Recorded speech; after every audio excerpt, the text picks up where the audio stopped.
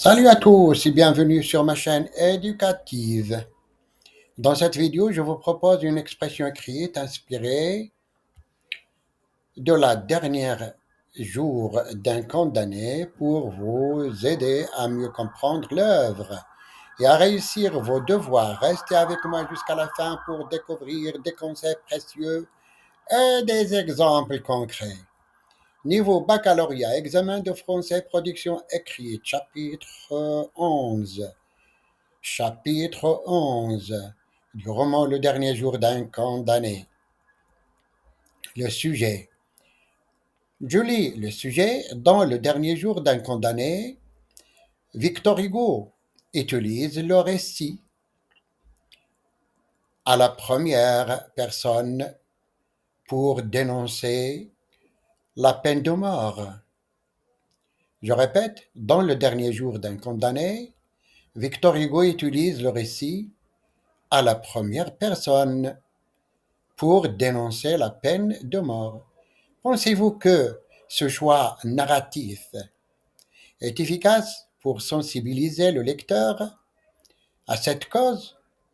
Développez votre point de vue dans un texte argumentatif structuré en vous appuyant sur des exemples précis tirés de l'œuvre et en respectant les critères d'évaluation.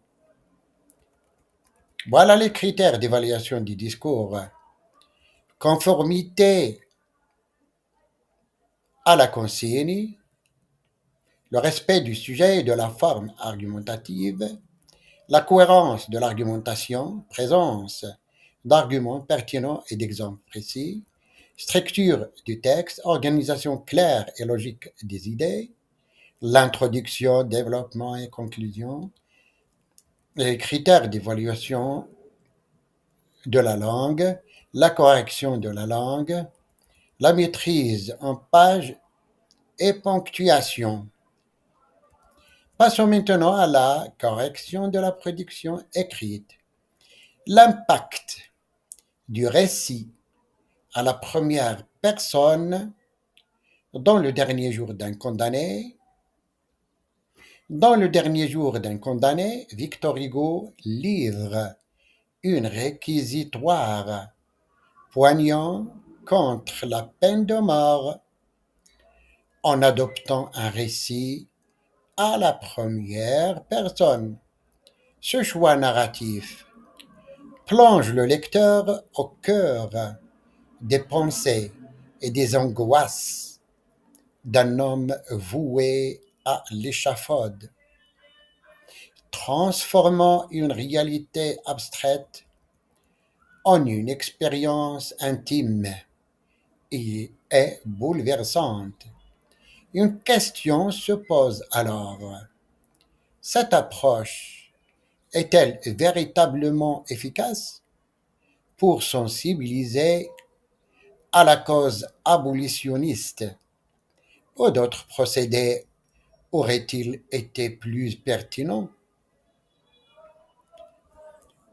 Un procédé narratif puissant pour éveiller l'empathie, l'un des principaux atouts du récit à la première personne réside dans sa capacité à établir une connexion immédiate entre le lecteur et le condamné. En donnant directement la parole au personnage, Hugo humanise un individu que la société aurait pu considérer comme un simple criminel anonyme. À travers ses souvenirs, ses peurs et ses réflexions, le narrateur devient un être de chair et de sang, suscitant compassion et indignation. Le style d'écriture, marqué par des phrases courtes, hachées et souvent entrecoupées d'interrogations, reflète parfaitement l'état d'esprit tourmenté du condamné. Cette immersion dans la psyché du personnage est renforcée par l'absence de précision sur son crime. L'objectif de Hugo n'est pas de justifier un individu, mais de dénoncer l'inhumanité d'un système. Comme il l'écrit, ce journal de mes souffrances, heure par heure, minute par minute, supplice par supplice, ne portera-t-il point avec lui un grand et profond enseignement? Une approche critiquée pour son manque de rationalité. Cependant, cette focalisation sur l'émotion a aussi ses détracteurs. Certains reprochent à Hugo d'avoir privilégié le patho au détriment d'une argumentation rationnelle et structurée.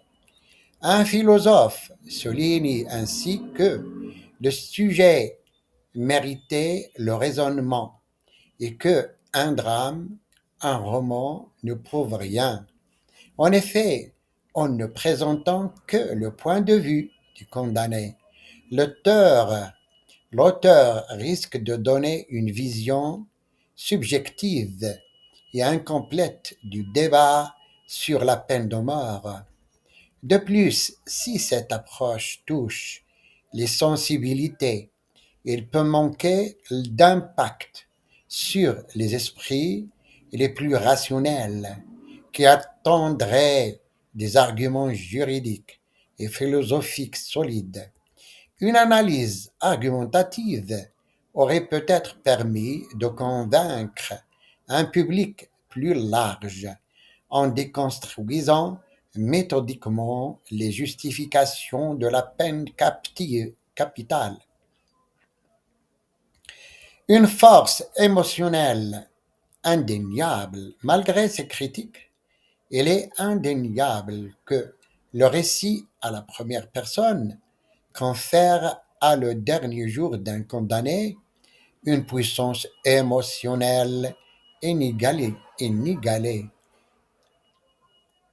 En choisissant l'immerger, en choisissant d'immerger le lecteur dans l'angoisse d'un condamné plutôt que de s'engager dans un débat théorique.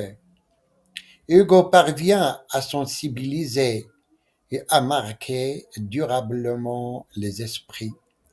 Si d'autres approches plus rationnelles auraient pu compléter son plaidoyer, la force de l'émotion reste un levier redoutable pour éveiller les consciences. C'est précisément cette capacité à toucher l'humain qui fait de ce roman un texte fondamental du combat abolitionniste. C'est fini, j'espère que vous avez désormais une meilleure compréhension de cette œuvre et des outils pour réussir vos devoirs et examens. Si cette vidéo vous a aidé, n'hésitez pas à laisser un like, à vous abonner et à activer la cloche pour ne rien manquer les prochaines vidéos sur la littérature et l'analyse de textes.